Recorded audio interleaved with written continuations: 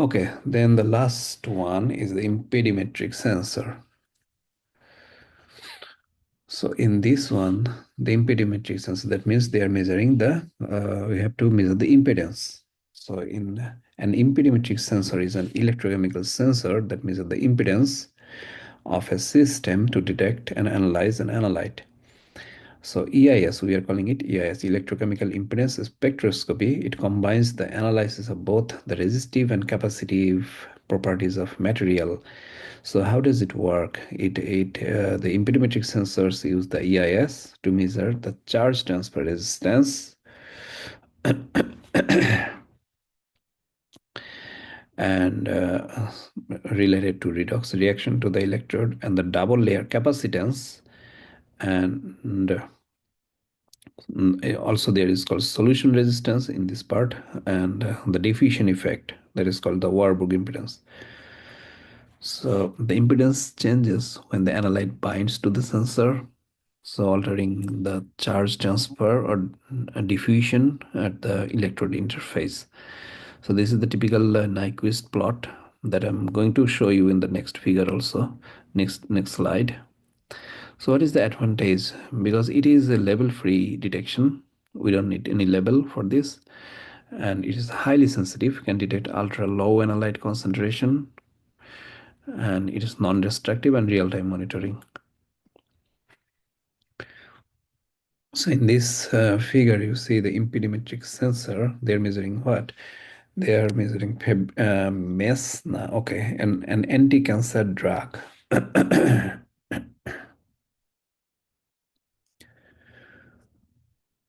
Hmm. So fabrication of impedimetric sensor based on a metallic nanoparticle for the determination of MESNA anti-cancer drug. So at first they are just doing the step-by-step modification. Here they run the impedimetric sensor. They're doing what? Electrochemical. Hmm.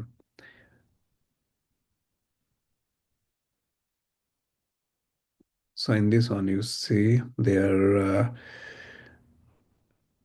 EIS was employed to characterize the step-by-step resistance of the gold nanoparticle, AUNP, that is the gold nanoparticle, and then the multi-wall carbon nanotube, and then the GC, glassy carbon electrode. So on the glassy carbon electrode, at first they are doing the EIS on top of a bare GCE, that is the A, and they are going to apply multi-wall carbon nanotube on top of it, that is the B one, and then on top of that, they are no, not on top of that, just on top of GCE. They are also measuring. They are also depositing gold nanoparticle, and the fourth one, the D, that is and that contains everything. On top of GC, there is multi-wall carbon nanotube, and on top of multi-wall carbon nanotube, there is the gold nanoparticle. So the EIS data here, it is showing that you are getting this EIS data recorded in the potential of 0.22 volt and frequency ranging from 0.01 hertz to 80 kilohertz, and the charge transfer resistance values for the step-by-step electrode modification can be calculated from this Nyquist plot. Here the value is for at first the GCE, the charge transfer resistance value was plot is not showing here, but yeah, I'm telling you from the paper that for the first one, the Nyquist for the charge transfer resistance value was 992, and then it goes. The second one is for 545, then 179, and finally 84. So you can see that when they are depositing one by another nanomaterial, then the conductivity is increasing. That means the electrochemical impedance is decreasing.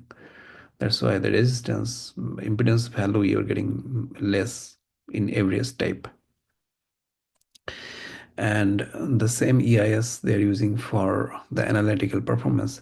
So you can see the blank one having no uh, this none of this concentration for anti-cancer drug, and then when they're using the optimized condition were used to evaluate the analytical performance of the proposed imperimetric sensor for various concentration.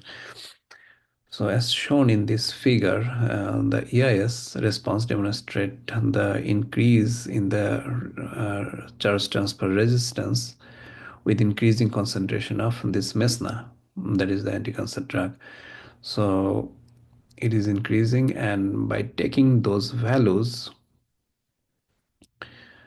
the charge transfer resistance versus the logarithmic values of the anti-cancer drug mesna, they finally got two calibration plot, and they summarized the first linear dynamic range was from 0.06 to 1 nanomole per liter, and the second one is having 1 to starting 1 to 130 micromole per liter, and their coefficient of determination, I mean the R square value is both having 0.99. So their sensor is very much sensitive, and there you can see they are using a impedimetric sensor for this determination of this mesna, the drug. Okay, the last one. In this one, the development of an impedimetric sensor based on carbon dots and chitosan nanocomposite modified electrode for copper detection in water. So they're using the glassy carbon electrode here as well, you can see. So the bare glassy carbon, chitosan on top of glassy carbon, and chitosan carbon dot, and then glassy carbon. They are showing this imperimetric result, the Nyquist diagram of the bare and modified GCE electrode here. So you can see here the semicircle increased after modification of GCE electrode. This is attributed to the immobilization of the membrane. And the impedance of in this one, you can see here, one of the graph they are using just chitosan on top of GC. The next one they are using the chitosan and carbon dots on top of GC, and when they are using the carbon dots, they are getting good result. And so of course for the calibration curve they are using the chitosan and carbon dots composite for this copper detection. So in this one, the